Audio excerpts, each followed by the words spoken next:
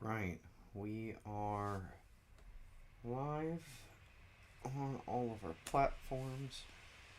I am just putting all the links in real quick. That way everybody can get at us if needed. So, meeting actually doesn't start for another half an hour, but gotta get it all set up anyway.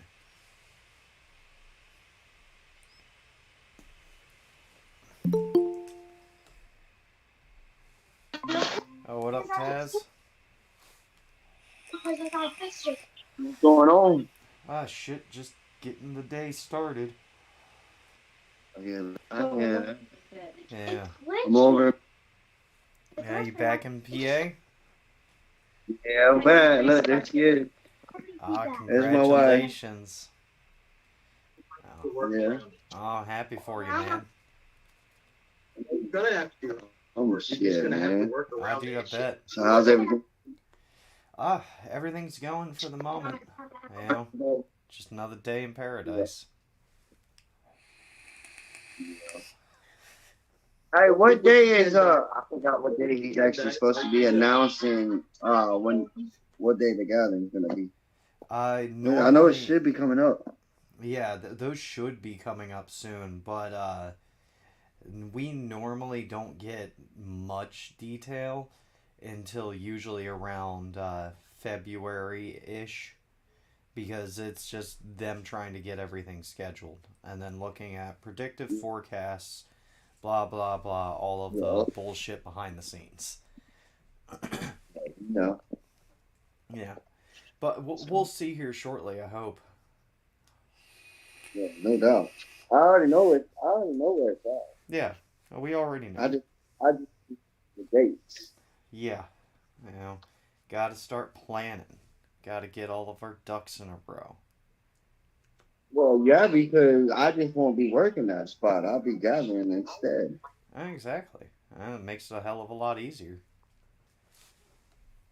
And they know, I told them, look, I work all the shows but one. And that's the only one. And y'all already know whether, yep, it's the gathering. We already know. But you still got our back, of course. Uh huh. Um, when I actually get ready to go back to work, I start in May. So I'll be able to get face to face with Charles and about putting a security guard up there by the boot, Yeah. like yeah, As long as we got sense.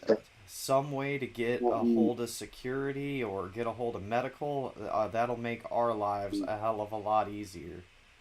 Because that was really the biggest issue last year. I'll talk to Charles about putting somebody over there just got a radio, Yeah. and then that way you guys can, if anything like that happens, you know what I mean. They got somebody there with the radio. They can, hey, I need, whatever. Yeah.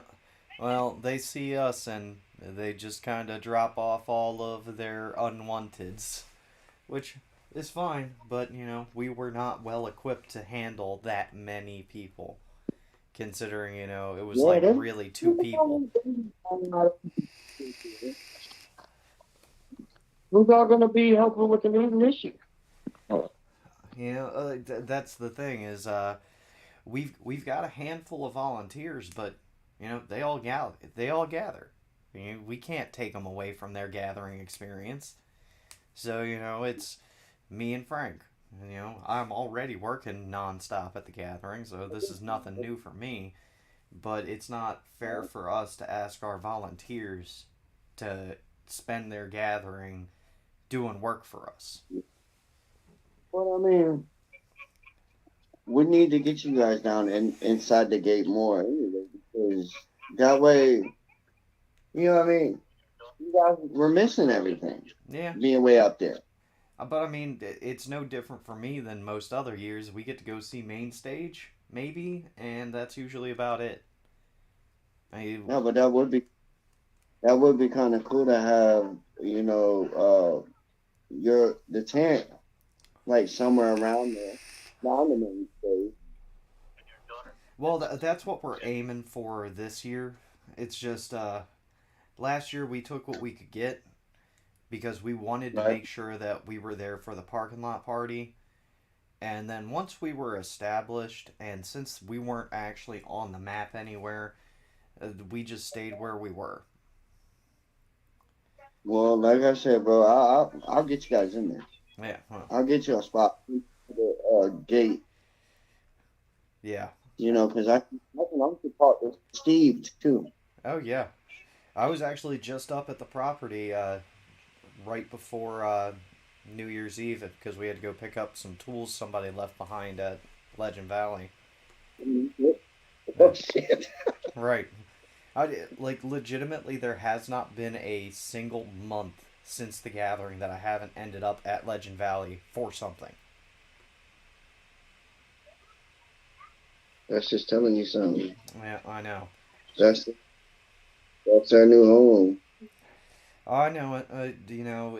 It is what it is. We take what we can You know, get I mean, because we're not in a position to ask for a lot. you think about it, okay? Legend Valley is going to turn into another Cradle Rock, Craven Rock. Yep. I 'Cause would. we were there for what, 13 years or 11 years, 11 or 13. I can't remember. We weren't even But there that long. We but were we were in Cave and Rock from 2007 until 2014. No, 2013. still quite a few years. It's quite a few years, but Legend Valley at this point has dwarfed that. Yeah. So Well, yeah, I that's mean, yeah. So we stay in Legend Valley. We stay in Legend Valley. I'm comfortable with it. They're well equipped for it. They got the infrastructure that Cave and Rock never had. There's pros and cons to both situations, but I'm pretty yeah, happy with where we're at. It fits what we need, and if the gathering ever gets bigger, it's well equipped to handle much larger. Cave and Rock oh couldn't have yeah, handled yeah, anything larger than us. yeah. Oh, but shoot, man, it's I love how we're staying in one spot. Because it, moving sucks. Moving, And then when you ain't never been there, then everybody's got to find this son of a bitch where it's at and how to get there. yeah, When you're in the same spot, you know right where to go, how to get there. You know what I mean? It's a lot easier. but it also brings the issue with crowd control because when you're dealing Mm-hmm. with the gathering being in one spot for too long, people get too Right. comfortable being there, and they start pressing the rules. That doesn't fly well because you can't tell Juggalos not to do shit. Facts. You look at us, tell us, oh no, you can't do that. Oh, what? Oh, No, watch me go do it. yeah, that's exactly what I'm gonna Watch do me. now. No, no fireworks. I'm gonna. Let me bring all the fireworks. That's just period. It sounds like there's a lack of control there. If you tell me I can't do something, okay, just because you sat there and told me I can't do it, I'm going to do it. Yeah, Juggalos are essentially permanent teenagers. I mean, but at the same time, the old school, the old school, no, you know, we could go and be part of the crowd and gather, Mm-hmm. but still no, we ain't getting past our ground. Right. And it comes with age, but we're drawing in more people. We're drawing in people that have never done this before. We've we're Oh yeah. drawing in a lot more younger people. They don't know the rules. They don't know what's acceptable and what's not. You know who I would love to see at the gathering this year? Hmm.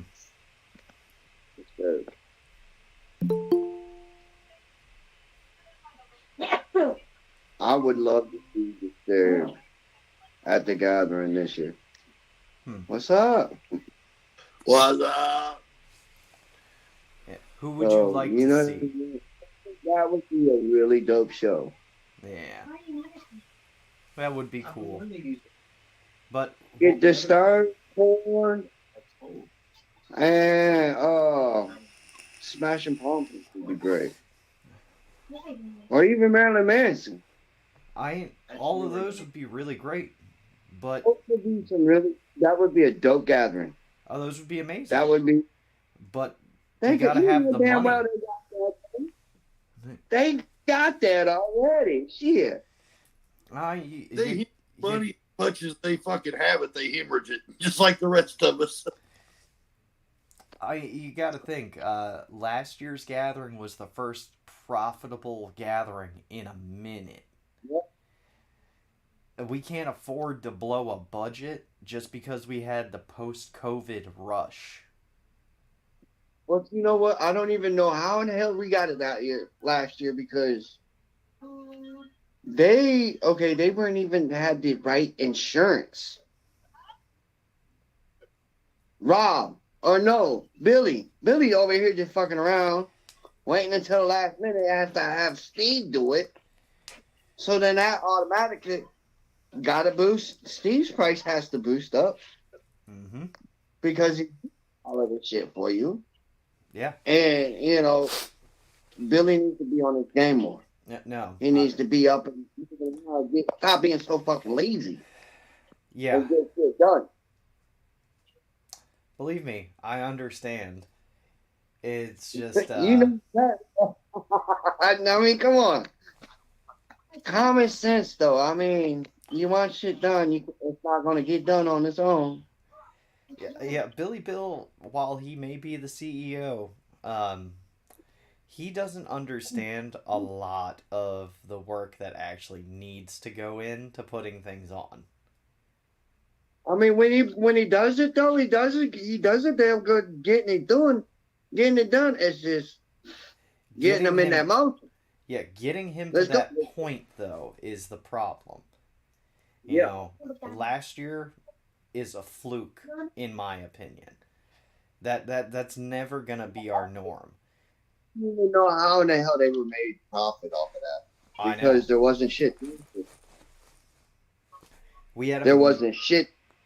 Yeah, there was just a Like- massive rush of people looking for a festival to go to after all festivals were canceled. I mean, but look though, we were supposed to have the stunt jump. They canceled that shit right out. Yep.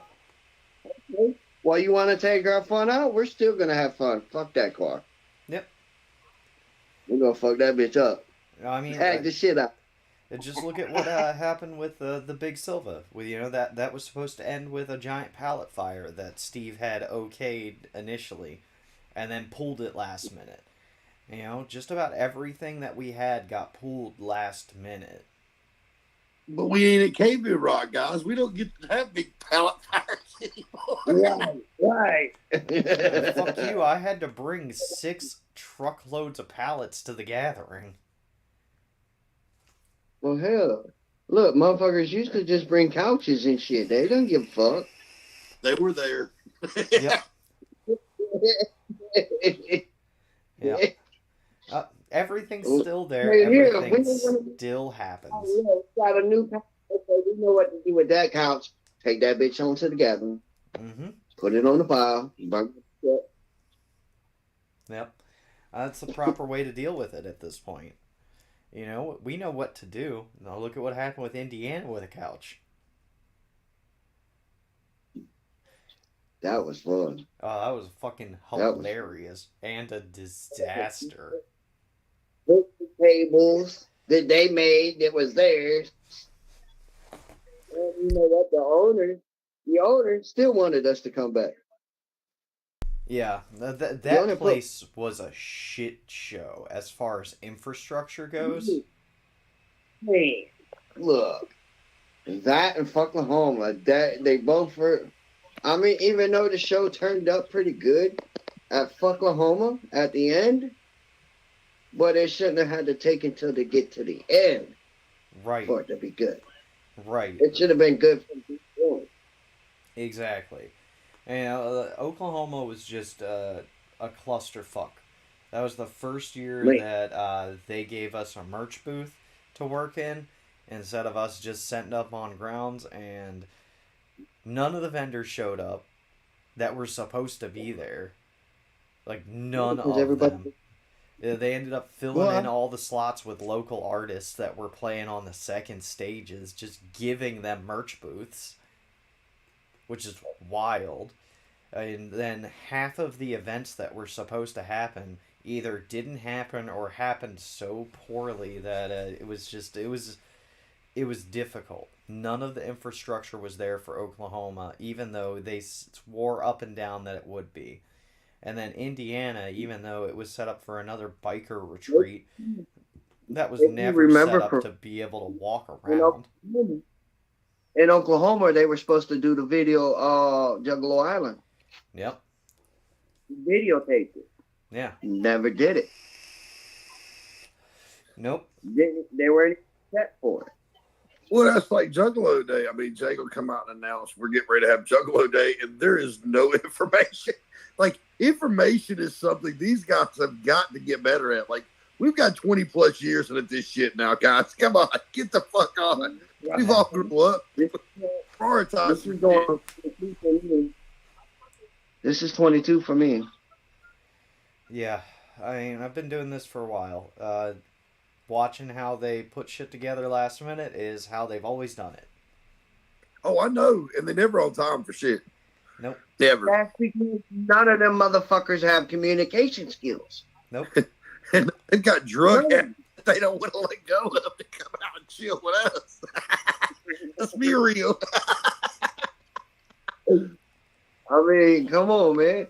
Look, why you think fucking Jay and them can't get along with Twisted and all of them? Why you think all of them left? Yeah. Like, that's the thing. Things change. No, Everything is so very separate now that there's not an office for them to all have meetings at. Everybody just has to go to Joe's house, and when Joe doesn't want people over, shit doesn't get done. So they're there trying to play phone tag with all of their employees, sending out emails, trying to communicate that way, and it's not as effective as it used to be. even seeing Jay at this, last year, Jay wasn't even looking too hot. You know what I mean? Yeah, I do. Not. And honestly, he could continue to have a good life, but he can't stop doing that though. Yeah. There's so much more. Jay used to be all up in the motherfucking act. Yep. Now you don't even see him. You see Shaggy out there. You see DJ Clay. You see Big Hoodoo. But it speaks volumes. That in itself speaks volumes. What the fuck? Yeah. You know what I'm saying? You never see Jay out there chilling with the fam no more. But I mean, And you think even in years past, Jay would never chill in public. He would rush to the exclusive clubs where he could be behind closed doors and only deal with a handful of people. That ain't a thing anymore. There is no place for him to go besides backstage. Joe's never been one to be super public. He's never been super social, just in general. He is a character for sure, but he's not going to put himself out into the crowd to then go get harassed by a bunch of people. We learned that lesson back in the Cave and Rock days after, all of the golf carts got swarmed. Well, goddamn, when you actually, the gathering of the Juggalos means you gather with the fucking family.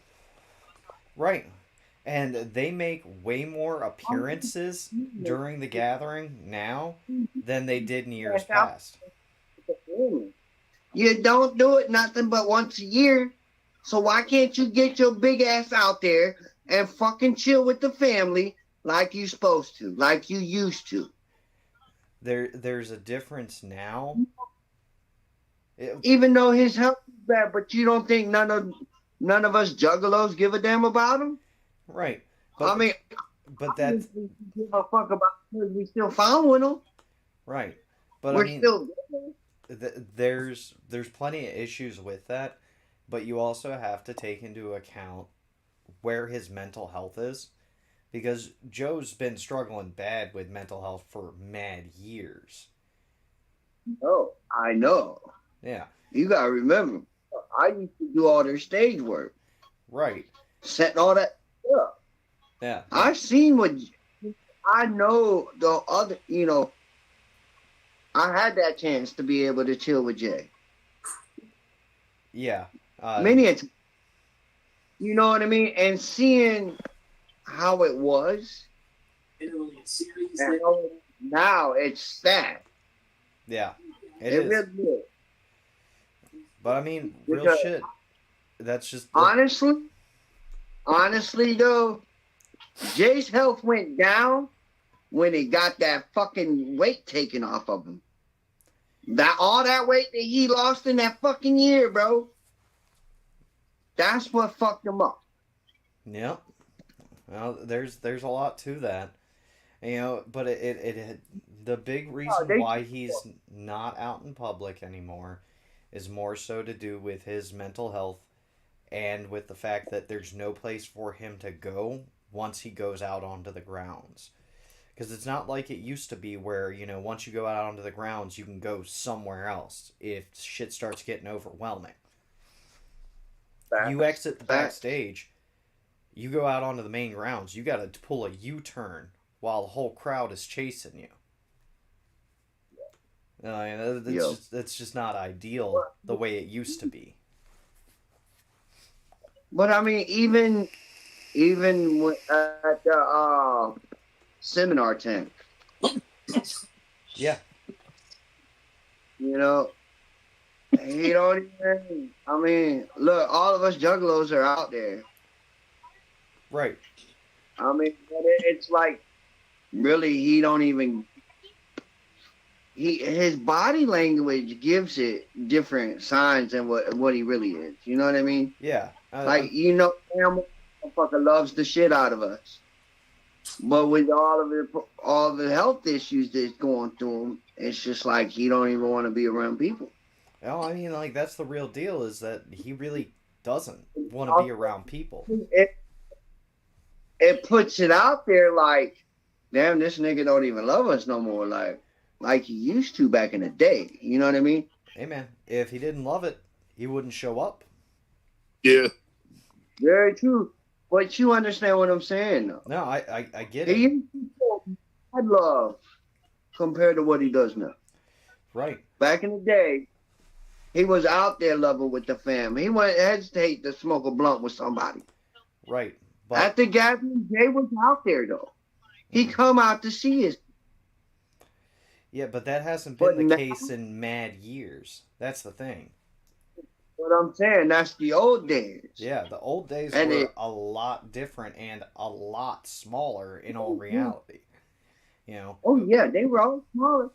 But that just shows that, hey, look, obviously my music's doing something.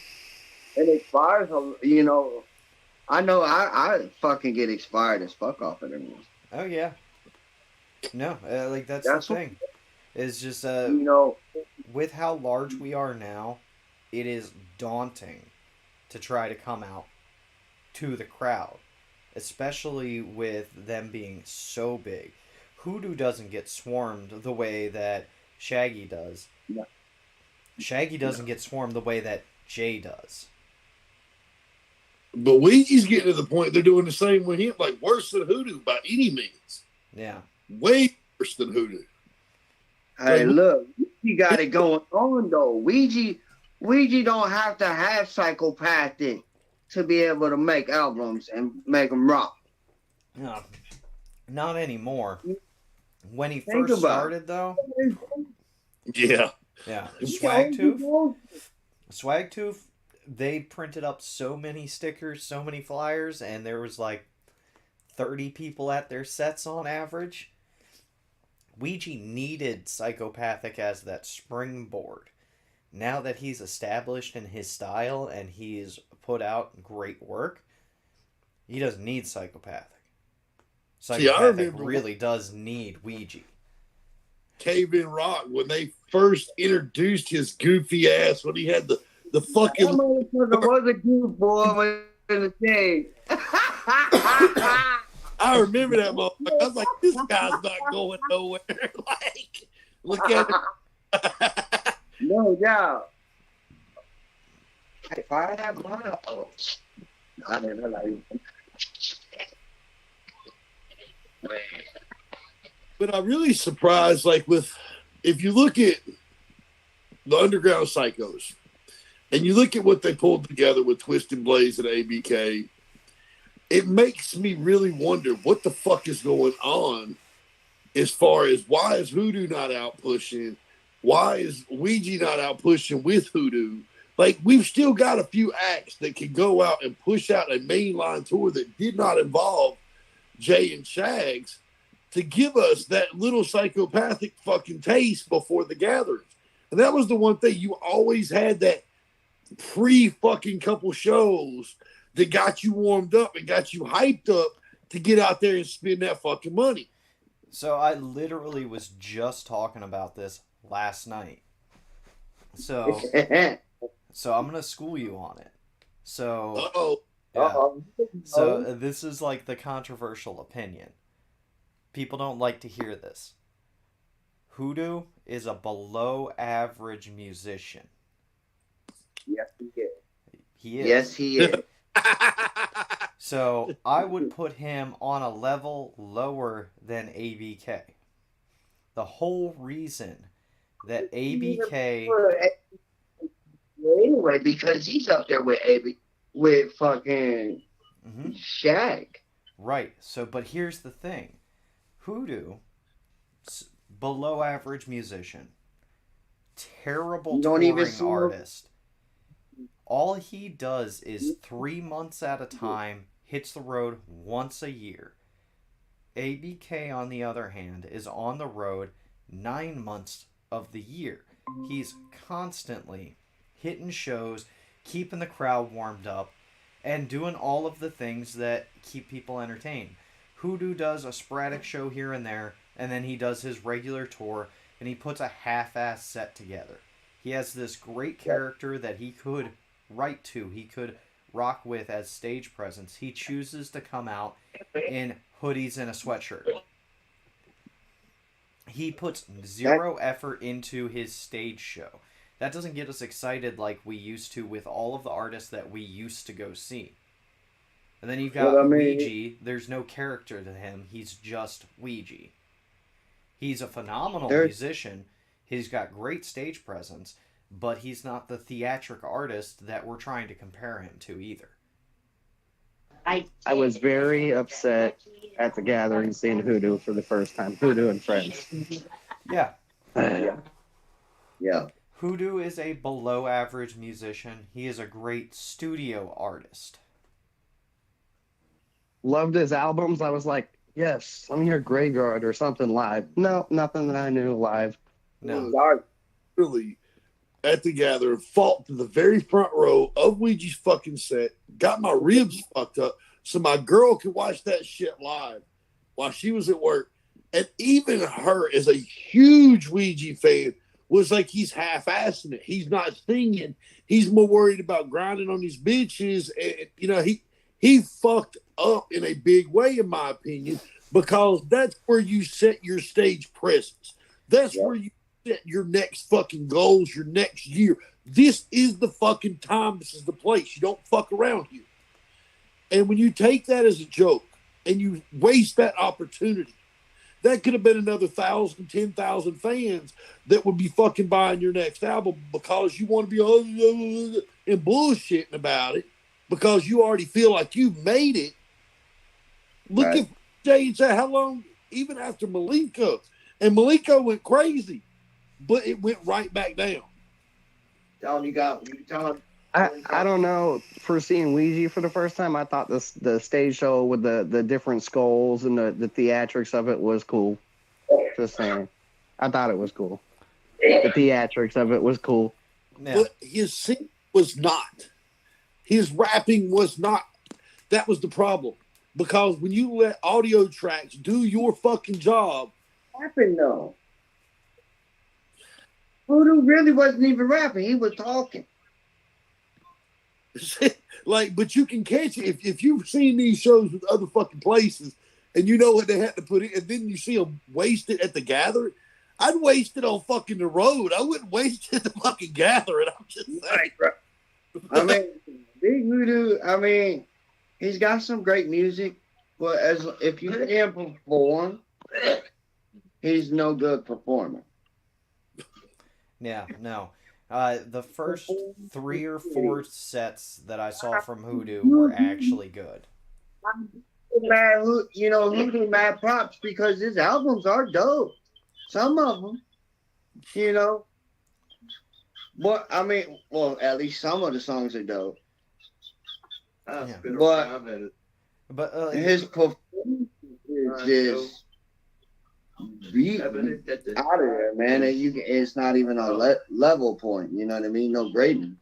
Yeah. Well, I mean, that's also one of the big problems with Hoodoo is he only has 2 albums.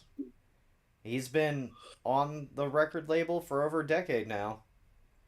I know. And you would think, being with us for a decade, way more than fucking 2 albums. Come on now. Right. Yeah, look at Doc.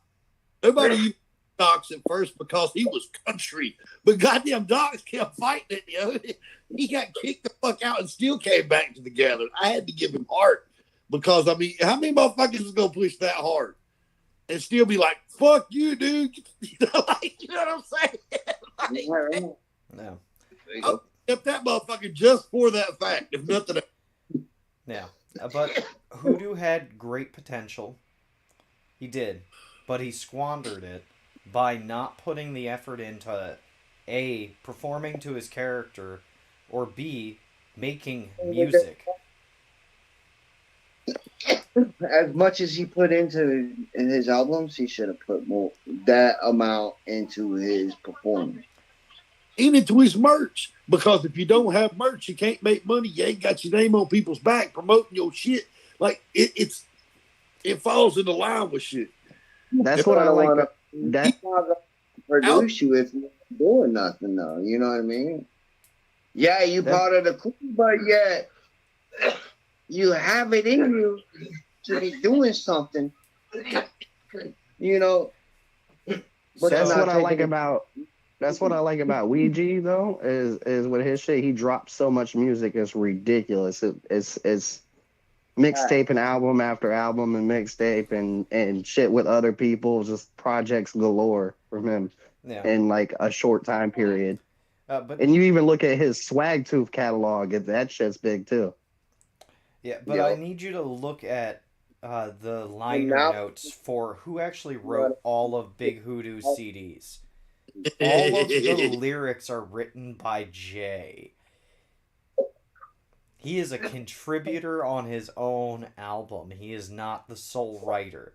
And the only songs that he has as sole writer were not very good. That's like most of Blaze's catalog. Yeah. No, Hoodoo is the new Blaze. That's really what it is. Except that Blaze plays to his character on stage, and Hoodoo does not. Facts.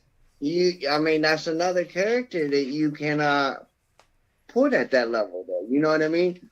Hoodoo, every character is different. Every artist is different. They have different styles, but Hoodoo just needs to get up on his game. If he was to get up on his game, he could make it. Yeah, no, I agree.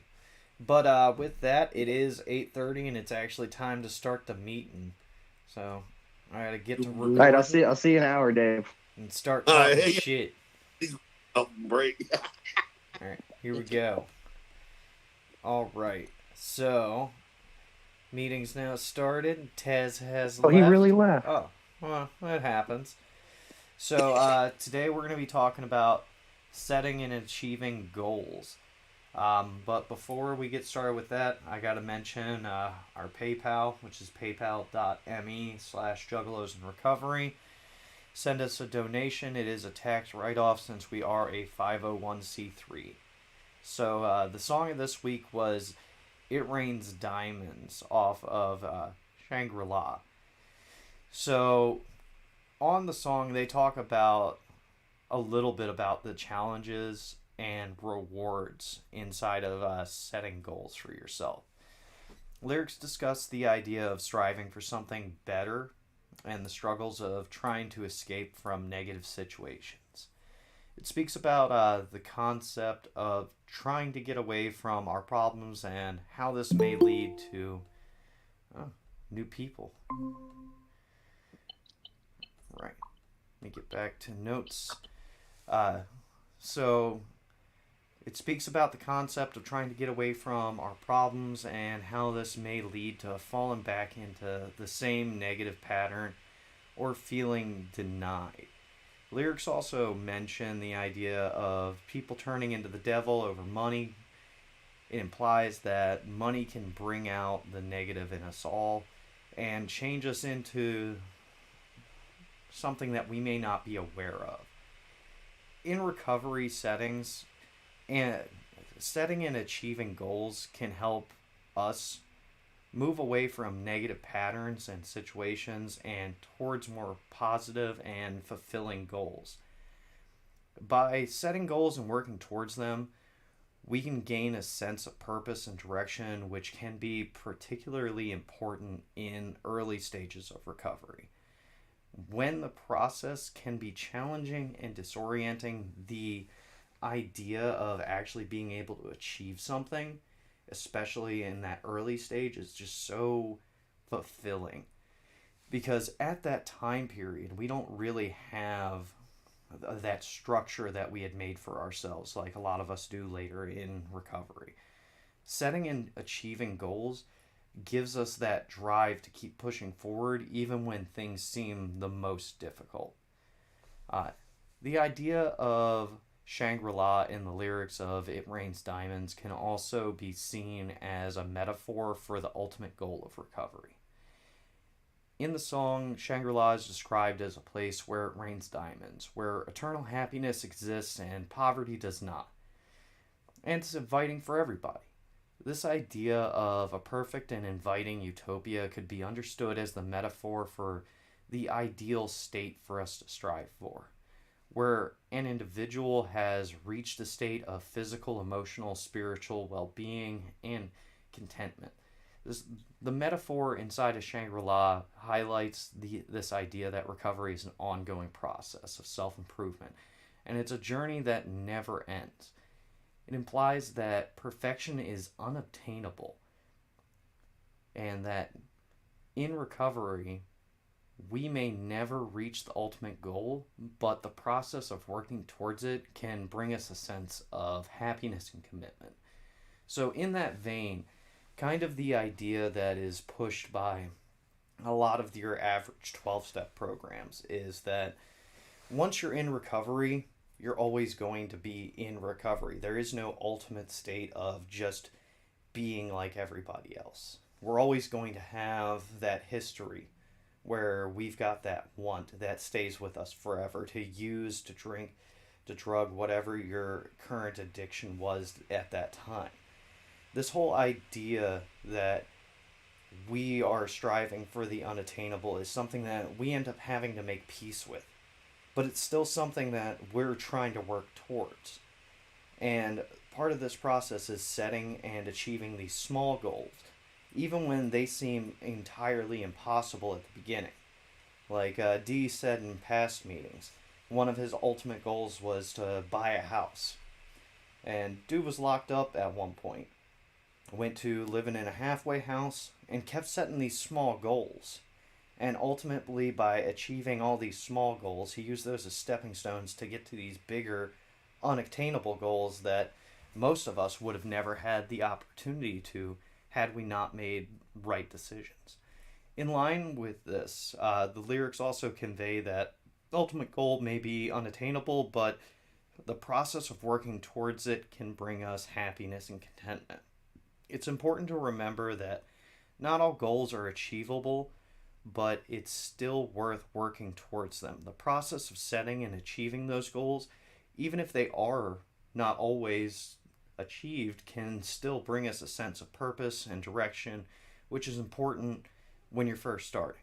Furthermore, recovery is a journey of self discovery, and it's important for us to be true to ourselves and our values, regardless of the challenges or obstacles that may come along the way. By understanding the metaphor in Shangri La and in the lyrics, we can find inspiration and motivation to work towards our own goals, our own ideas of recovery, whether it's a perfect state or not, as long as it brings us contentment.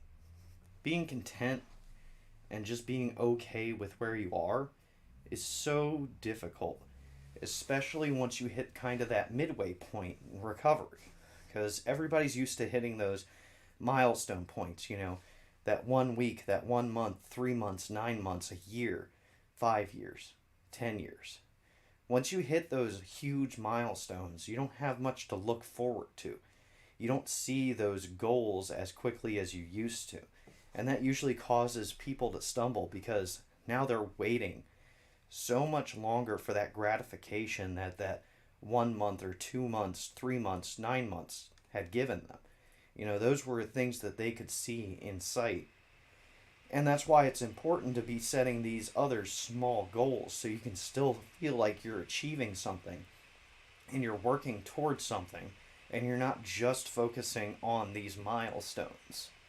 One important message that's in the lyrics that ICP conveys to Juggalos is the idea of holding on to hope and determination. It is important for us to hold on to hope in the face of challenges and setbacks and not to give up. It is also important for us to hold on to determination as an essential part of achieving goals, because it takes persistence and dedication to achieve these long-term change. It is essential for us to set realistic and achievable goals that align with our values and priorities. It's important to remember that the recovery process is a journey of self-discovery, and it's essential for us to be true to ourselves regardless of our challenges or obstacles that may come, and the goals that may not be achievable today may be achievable in the future. And with that, I'm going to open it up to the room. You guys can start talking or asking questions.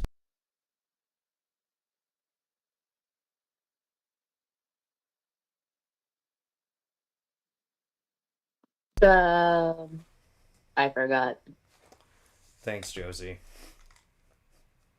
You're welcome. No. Actually, how do I make my freaking microwave stop popping? Why is it popping? Random question. I don't know. Every time I put something in the microwave, even if it's clean or not, it pops the fuse thingy. Okay, you've got it on a low amperage fuse. What does that mean? Means your microwave's too strong for your electricity. Okay, that's not my fault. The building did it. That makes sense. Okay. Mm-hmm. Thank you. Thank you for solving the mystery of why I can't cook anything in the damn microwave.